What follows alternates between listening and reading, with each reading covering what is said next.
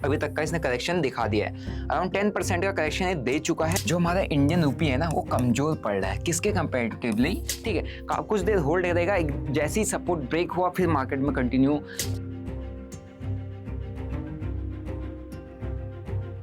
Hey guys, welcome back to another video. और आज की वीडियो का टॉपिक है बहुत ज़्यादा ट्रेंडिंग। क्यों? क्योंकि हर कोई इसी टॉपिक को सर्च कर रहा है कि भाई स्टॉक मार्केट आखिरकार क्रैश क्यों कर रहा है। हर कोई रिसर्च कर रहा है, अपने अपने व्यूज़ आपके साथ शेयर कर रहा है। तो मैंने सोचा क्यों ना मैं भी अपने व्यूज़ आपके साथ शेयर करूं, क्योंकि मैंने भी कुछ रिसर्च यहाँ पे की है। क्योंकि मैं भी एक अच्छा खासा पोर्टफोलियो यहाँ पे मार्केट में मैंने बना के रखा हुआ है। तो कहीं ना कहीं मुझे भी टेंशन है कि यार मैं पोर्टफोलियो को कंप्लीट बेचूं या और ऐड ऑन करूं। और आपको ये सेम टेंशन होगी, मुझे पता है। ट्रेडिंग अपनी जगह पर है, लेकिन ट्रेडिंग से कमाए हुए पैसे को आप पोर्टफोलियो में रखते हो, और पोर्टफोलियो को कैसे मैनेज करना है, कब पोर्टफोलियो में प्रॉफिट को बुक करना है, कब पोर्टफोलियो में ऐड करना है, ये सब चीज़ समझ में आता है जब आप मार्केट को स्टडी करते हो। लेकिन अभी मार्केट काफ़ी ज़्यादा सेलिंग प्रेशर में है। इसके पीछे का रीज़न क्या है और क्या हमें करना चाहिए, ये आज की इस वीडियो से आपको सीखने को मिलेगा। चैनल पर नए तो भाई चैनल को सब्सक्राइब करो, बेल नोटिफिकेशन को दबा दो, और इस वीडियो को उन लोगों के साथ शेयर कर दो जो भाई मार्केट में अभी इन्वेस्ट करना चाहते हैं, या हो सकता है उनके लिए इस वीडियो से कुछ अपॉर्चुनिटी उनको दिख जाए मार्केट में, उनको कुछ समझ में आ जाए। सबसे पहले ये देखते कि हम अगर जब इंडियन मार्केट को देखते हैं तो हमको मेन इंडेक्स निफ्टी 50 को देखना पड़ता है। सो निफ्टी 50 ऑलमोस्ट टॉप से अगर मैं कहूँ तो ऑलमोस्ट इसने अराउंड 10% का अभी तक का इसने करेक्शन दिखा दिया है। अराउंड 10% का करेक्शन ये दे चुका है। और अगर इसकी टेक्निकल्स की बात करें तो इसने एक बहुत अच्छा खासा पैटर्न जो था हेड एंड शोल्डर पैटर्न, उसका एक ब्रेकडाउन दिया है। अगर इस पैटर्न की बात करूं तो यहाँ पे एक हेड एंड शोल्डर टाइप का पैटर्न बना हुआ है, और इस पैटर्न का इसने ब्रेकडाउन दिया है एंड अपने लोअर लेवल्स को टेस्ट करने जा रहा है। तो इसके पास अभी फिलहाल के लिए 23,000 का एक राउंड नंबर निकल के आ रहा है, जो कि एक इंपॉर्टेंट सपोर्ट है जिसको इसने ब्रेकआउट दिया था कुछ टाइम पहले। और अभी आपने देखा होगा ये एक हेड एंड शोल्डर टाइप का एक पैटर्न जिसका ब्रेकडाउन यहाँ पर देखने को मिला है। सो टेक्निकल बेसिस पर बात करें, डेली टाइम फ्रेम में, बहुत बड़े टाइम फ्रेम में यहाँ पे हमको क्या देखने को मिला है कि एक हेड एंड शोल्डर का जो पैटर्न बना हुआ है टॉप पर, उसका ब्रेकडाउन होते हुए दिखा है। और बड़े टाइम फ्रेम में हेड एंड शोल्डर जो पैटर्न बनता है ये बहुत पावरफुल होता है। छोटे टाइम फ्रेम में आपने देखा है बहुत रेयरली बनता है, हर बार नहीं बनता है, क्योंकि इतने बड़े पैटर्न को फॉर्म होने में कितने दिन लगे आप खुद ही समझ सकते हैं। तो उसके बाद इसमें ब्रेकडाउन देखने को मिला है, लेकिन कंटिन्यूअस पिछले अक्टूबर के महीने से लगातार सेलिंग आ रही है। मार्केट रुकने का नाम नहीं ले रहा है, ऑलमोस्ट टॉप से 10% करेक्ट कर चुका है। ठीक है, टेक्निकली तो ठीक है कि यहाँ पर ब्रेकडाउन आया तो हमारे पास 23,000 का लेवल है। लेकिन अब इसके पीछे का मेन रीजन समझते हैं, और ऐसा क्यों हो रहा है उसको भी समझते हैं। इसके पीछे का मेन रीजन है FIS की सेलिंग। फॉरेन इंस्टीट्यूशनल इन्वेस्टर जो हैं, जो इंडिया में इन्वेस्ट करके रखते हैं, उनकी सेलिंग। अगर मैं बात करूं अक्टूबर के मंथ की, तो उन्होंने 1,14,000 करोड़ के आसपास की सेलिंग की है इन अ सिंगल मंथ। और नवंबर की बात करूं तो अभी तक 29,000 करोड़ की इन्होंने सेलिंग कर दी है इन अ सिंगल मंथ। मतलब अभी पूरा महीना बचा है नवंबर में, अभी तक के टाइम पे ना वो 29,000 करोड़ का माल बेच चुके हैं। और अगर एक बार आप डाटा थोड़ा सा स्टडी करोगे तो मैं यहाँ पे FIS DIS का एक रिकॉर्ड चेक कर रहा था, तो लगातार बेच रहे हैं। FIS जो है लगातार बेच रही है, लगातार सेलिंग आपको दिख रहा होगा जो येलो में है, लगातार सेलिंग कर रही है। और निफ्टी को कहाँ 23,500 के लेवल पर लेके आ चुके हैं। DIS के पास क्या है, म्यूचुअल फंड का काफ़ी ज़्यादा पैसा है, तो DIS लगातार मार्केट को होल्ड करने की कोशिश कर रही है। एक दिन पे ऐसा नहीं आया होगा कि यार FIS ने यहाँ पर बाय करने की कोशिश की होगी। अब इसके पीछे का रीज़न समझते हैं यार कि FIS जो है अभी इंडिया मार्केट को छोड़ के रहे हैं, क्या उसके पीछे का रीज़न है। FIS की इतने 1,000 करोड़ की सेलिंग करने का, इंडियन मार्केट में इतना जो माल अपना बेच रहे हैं, ये कहाँ शिफ्ट करते हैं। अब इनको काफ़ी ज़्यादा अट्रैक्ट कर रहा है चाइना। ठीक है, अब एक जगह से मार्केट पैसा निकलेगा तो कहाँ जाएगा, दूसरे मार्केट में जाएगा। तो चाइना मार्केट में भी इन्वेस्ट हो रहा है। उसके साथ साथ आपने देखा होगा इंडियन मार्केट गिर रहा है, चाइना मार्केट खड़ा हो चुका है, और आपने देखा कि बिटकॉइन, क्रिप्टो करेंसीज भी खड़ी हो गई हैं।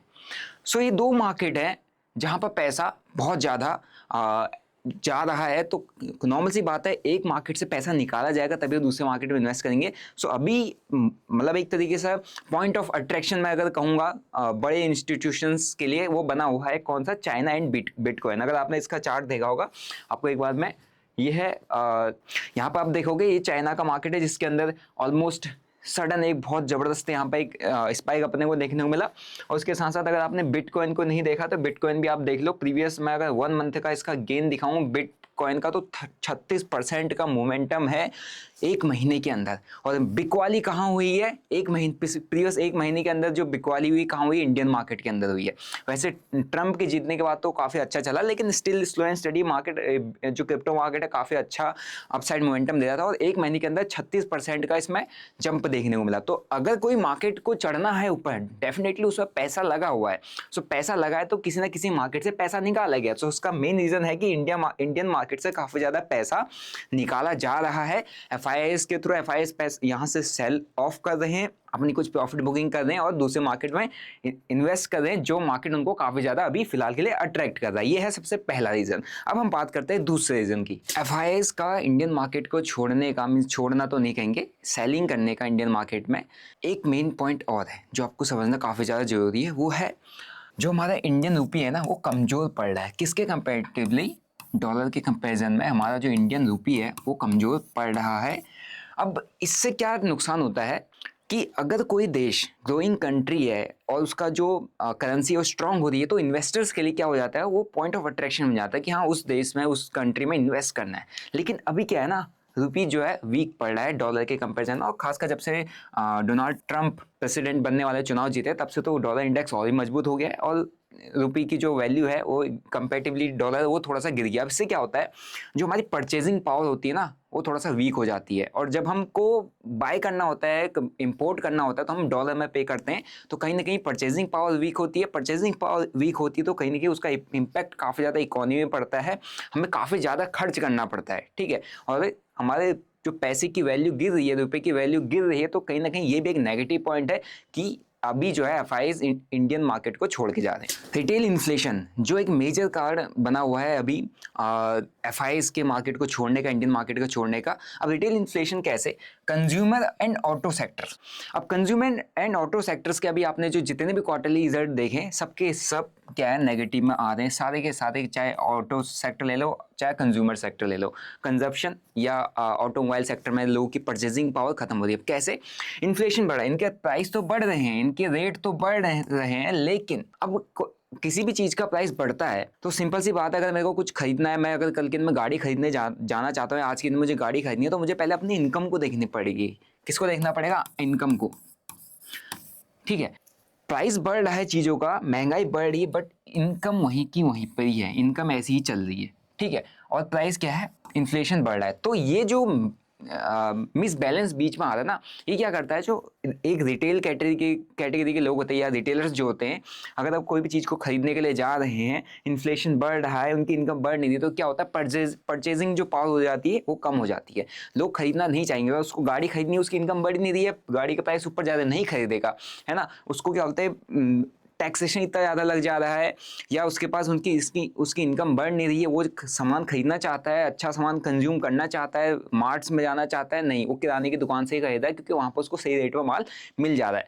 तो परचेजिंग पावर लोगों की खत्म हो रही है क्योंकि रिटेल इन्फ्लेशन बढ़ रहा है। ये भी एक मेजर रीजन है कि एफआईआईएस जो है इंडियन मार्केट को छोड़ रहे हैं। अनसर्टेन टैक्स पॉलिसीज, ये भी इन्वेस्टर्स के लिए सबसे बड़ी प्रॉब्लम बनी हुई है अभी। अब इसका मेन रीजन क्या है कि एज अ कंपनी, अगर मुझे एज अ सोल प्रोप्राइटरशिप या एज अ कंपनी मुझे डायरेक्ट इनडायरेक्ट टैक्स भरना है, तो मैं पहले ये प्लान करके चलता हूँ कि हाँ यस 30% टैक्स स्लैब में हूँ या मैं 20% टैक्स स्लैब में हूँ, लेकिन बाद में पता चलता है कि जितना पैसा आ रहा है उसमें मुझे 18% जीएसटी भी भरना है, उसके बाद मैं 30% टैक्स स्लैब में आता हूँ, उसके बाद मेरे पास सरचार्ज अलग पड़ता है, उसके बाद कई सारे छोटे मोटे टैक्सेस मुझे अलग पे करने पड़ते हैं। मतलब कि ये है कि अगर साल मैंने 1 करोड़ रुपये कमाया है तो 50 से 55 लाख तो मुझे देना ही पड़ जाता है, अप टू 60% तक तो मैं दे ही देता हूँ, ठीक है। तो ये जो टैक्सेशन सिस्टम है, जो पॉलिसीज है अनसर्टेन है, मीन्स अभी जैसे नया बजट आएगा उसमें कुछ ना कुछ नई चीज़ें अनाउंस हो जाएंगी, कुछ ना कुछ नई चीज़ें इंट्रोड्यूस हो जाएंगी, क्योंकि पुराने टैक्सेशन को हटा दिया जाएगा, तो एक फिक्स नहीं है।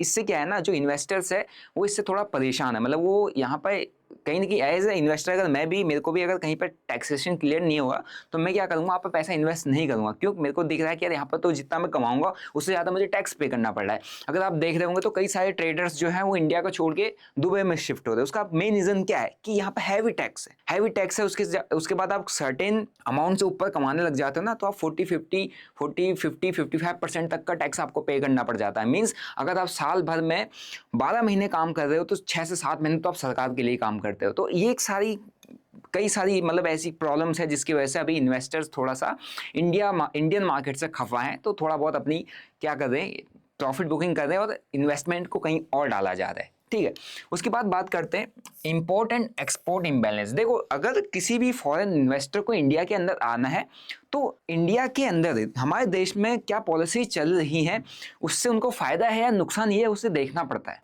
सो इंडिया की अगर बात करें तो इंडिया जो है आपकी सेमीकंडक्टर्स हो गया, मेटल्स हो गया, इसको बहुत ज़्यादा अमाउंट में इंपोर्ट करता है। और अगर एक्सपोर्ट की बात करें तो पावर एनर्जी को एक्सपोर्ट करता है, वो भी बहुत लिमिटेड अमाउंट में। ठीक है, तो हमारा जो है ना इंपोर्ट काफ़ी ज़्यादा बढ़ रहा है और एक्सपोर्ट काफ़ी ज़्यादा कम है। तो ये जो इंपोर्ट जब हम ज़्यादा करते हैं ना, तो वो कहीं ना कहीं इकोनॉमी को काफ़ी ज़्यादा हर्ट करता है और ये एक इन्वेस्टर के लिए थोड़ा सा ना अट्रैक्शन का पॉइंट नहीं होता है। तो ये बहुत मेजर कंसर्न है कि इंडिया से अभी इन्वेस्टमेंट थोड़ा बहुत बाहर जा रहा है या इन्वेस्टमेंट जो की गई है उसको बुक किया जा रहा है। यूथ अनएम्प्लॉयमेंट जो डाटा है ना, ये काफ़ी ज़्यादा सीरियस अभी मैटर बना हुआ है, क्योंकि इंडिया के अंदर अगर यूथ के पास जॉब नहीं होगा, अनएम्प्लॉयड रहेगा, तो नॉर्मल सी बात है कंजप्शन नहीं होगा और हमारी इकोनॉमी उतने अच्छे स्केल पर ग्रो नहीं हो पाएगी। और ये यूथ का जो अनएम्प्लॉयमेंट डाटा है, आप एक बार जाके चेक कर सकते हैं, आपको एकदम एक सीरियस नोट पे डाटा देखेगा, क्योंकि काफ़ी सारे जो न्यूज़ चैनल हैं इस चीज़ पे बात नहीं की जा रही है इंडिया के अंदर कि यार यहाँ पर जो एक यंग आदमी है, बेरोजगार पड़ा हुआ है, उसके पास कोई काम धंधा नहीं है, क्योंकि जितने भी न्यूज़ चैनल हैं इन सबको सिर्फ डिबेट से ज़्यादा मतलब उसके अलावा कुछ करना नहीं आता। वही हॉट टॉपिक बना होता है, घर पे टीवी लगा के लोग उसी को सुनते हैं, कोई इस चीज़ इसके बारे में डिस्कशन नहीं करता है। ना हमें सुनने को मिलता है कि इंडिया के अंदर अनएम्प्लॉयमेंट हद से ज़्यादा बढ़ रहा है। और ये एक बहुत मेजर कंसर्न है कि यहाँ पे FIs जो है अभी फ़िलहाल के लिए इंडियन मार्केट में अपनी पैसे को बुक कर रहे हैं। उसके बाद आते हैं इंटरेस्ट रेट एंड हाई मतलब प्रॉफिट बुकिंग। अब आप खुद सोचो कि 2020 से लेकर 2023 तक के बीच में, 22-23 तक के बीच में बहुत ज़बरदस्त बुल रन देखने को मिला है। काफ़ी सारे स्टॉक्स ओवर वैल्यूड हो चुके हैं, है ना, और काफ़ी ज़बरदस्त रिटर्न्स दिए हैं। आपने देखा होगा 2020 के क्रैश के बाद ऑलमोस्ट अडानी के स्टॉक्स तो 8-8, 10-10% का रिटर्न, मतलब 8-8, 10-10 गुना हो गए थे। और कई सारे स्टॉक्स देख लो आप, इंडेक्स को ही उठा लो, जब क्रैश हुआ था वहाँ से ऑलमोस्ट डबल से ऊपर हो गया था। तो कहीं ना कहीं अगर पैसा इन्वेस्ट किया गया है, पैसे में अच्छा खासा रिटर्न बन रहा है, तो मैं एज ए इन्वेस्टर मैं क्या करूँगा, कुछ प्रॉफिट बुकिंग भी करूँगा, है ना। मैं हमेशा उसको लेके बैठा नहीं रहूँगा कि और जाएगा और जाएगा। तो मेरा काम है पार्शियली कुछ प्रॉफिट बुकिंग करते रहना।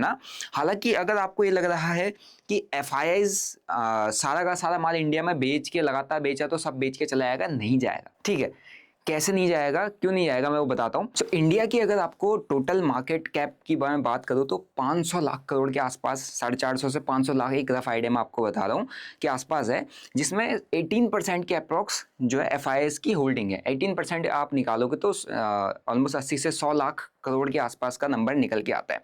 अब उसमें से अगर मैं previous 2 October and November month का सेलिंग अगर आपको बताऊं कि कितनी सेलिंग की गई है FIs के थ्रू, वो है ऑलमोस्ट 1,35,000 से 40,000 करोड़ के आसपास की सेलिंग उन्होंने की है, नेट टोटल की बात की जाए।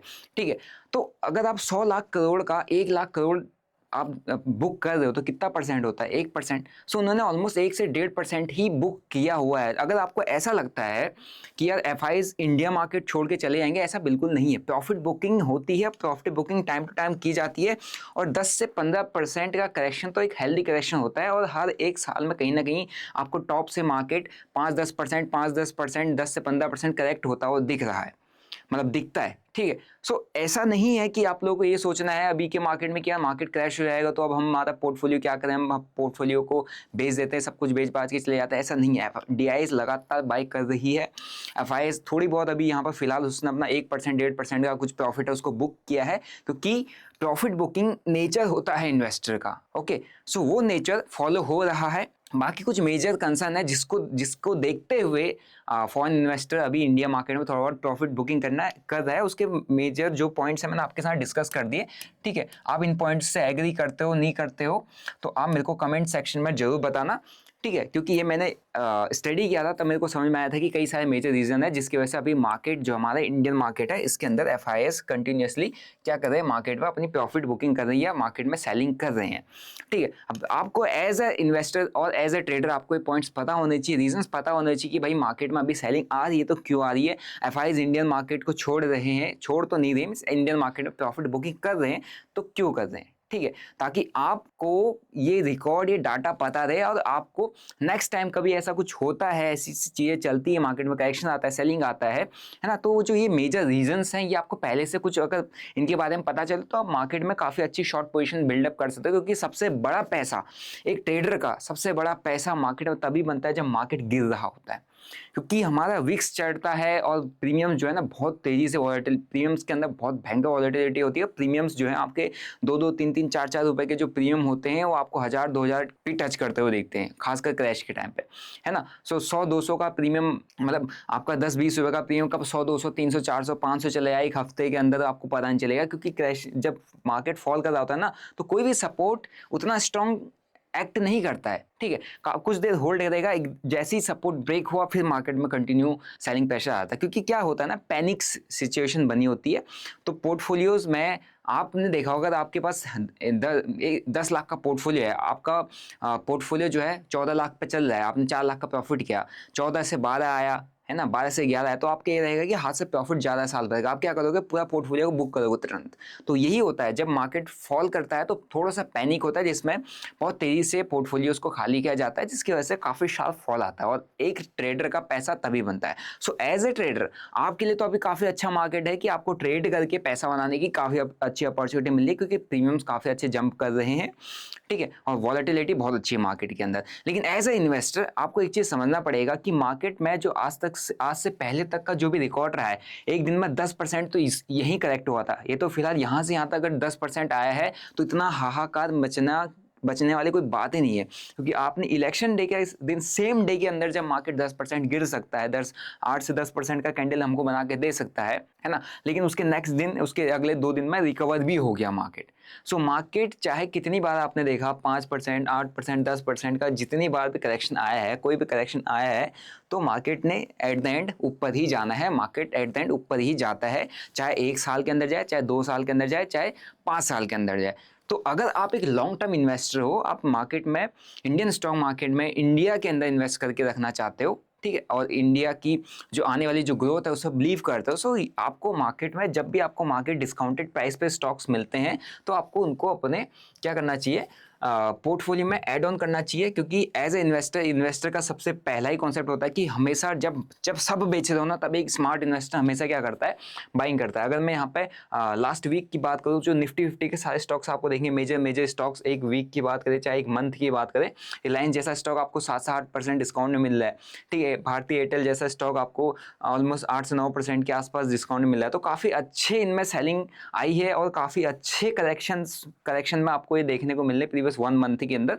सो एज ए इन्वेस्टर अगर आप लॉन्ग टर्म व्यू रखते हैं, सो आपका सही टाइम है आपको अपने पोर्टफोलियो में अपनी जो इन्वेस्टमेंट है, मतलब जिन में आप इन्वेस्ट करना चाहते हैं, तो आप उनको और ऐड ऑन करना चालू कर सकते हैं। क्योंकि मार्केट होगा, मार्केट में प्रॉफिट बुकिंग आएगी, मार्केट में एफआईआई सेलिंग करेंगे, लेकिन आपको पैनिक नहीं होना है अगर आप लॉन्ग टर्म विजन रखते हो। शॉर्ट टर्म विजन रखते हो तो आप थोड़ा बहुत अपनी प्रॉफिट बुक बीच बीच में करते जाओ, क्योंकि आप स्विंग ट्रेड करते हो। सो आई होप आपको आज की वीडियो से काफ़ी सारे पॉइंट्स क्लियर हुए होंगे। बाकी आपकी अपनी पर्सनल चॉइस है कि आप मार्केट में इन्वेस्ट करते हो नहीं करते, क्योंकि मैं कोई सेबी रजिस्टर्ड एनालिस्ट और एडवाइजर नहीं हूँ, मैं एक सिंपल ट्रेडर हूँ और मैं अपनी इन्वेस्टमेंट मार्केट में रखता हूँ। मैं ट्रेडिंग से कमाया जो भी पैसा रहता है उसको इन्वेस्टमेंट में डालता हूँ, और भी जितने भी सोर्स ऑफ इनकम रहता है उसका जो मैक्सिमम अमाउंट मेरा मार्केट में इन्वेस्टेड रहता है। सो मेरे को तो बहुत सही टाइम दिख रहा है मार्केट में, और अपनी जो पोजीशंस है उसके अंदर और ऐड ऑन करते आने का। मीन्स यहाँ से मैं ऐड ऑन करना चालू करूँगा, और थोड़ा बहुत नीचे आता है तो मैं और प्लान करूँगा कि मैं और थोड़ा बहुत नीचे से SIPs के थ्रू उसको भरते हुए जाऊँ,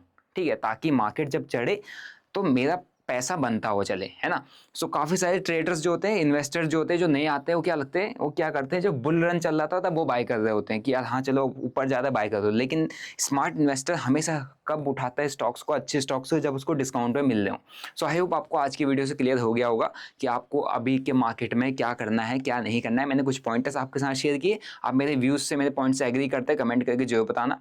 बाकी मिलते हैं आपको नेक्स्ट वीडियो में, और इसके साथ आपको एक अपडेट भी दे दूँ कि अपना जो एक वर्कशॉप है 5 डेज़ का वर्कशॉप 2 दिसंबर से लेकर 6 दिसंबर तक रहने वाला है। ओके, और ये वर्कशॉप का एक्सेस आप फ्री, इस वर्कशॉप का एक्सेस आपको फ्री ऑफ कॉस्ट मिल जाएगा। आपने जस्ट नीचे लिंक पर क्लिक करना है और वेबसाइट पर जाके सारी डिटेल्स चेक करनी है और गूगल फॉर्म भर के मेरे को सबमिट कर देना है, ठीक है। तो आपको मैं 5 डेज़ के वर्कशॉप में, जो कि लाइव रहने वाला है, 10 घंटे आप मेरे साथ लाइव बैठोगे, तो उसमें हम काफ़ी सारे ट्रेडिंग से stock market trading, option buying और ऑप्शन स्कैल्पिंग से रिलेटेड जितने भी टेक्निक्स मेथड है उसको सीखने वाले हैं। सो गूगल फॉर्म जरूर भर दीजिएगा। मिलते हैं आपको नेक्स्ट वीडियो में। Till then bye bye, see you, जय हिंद।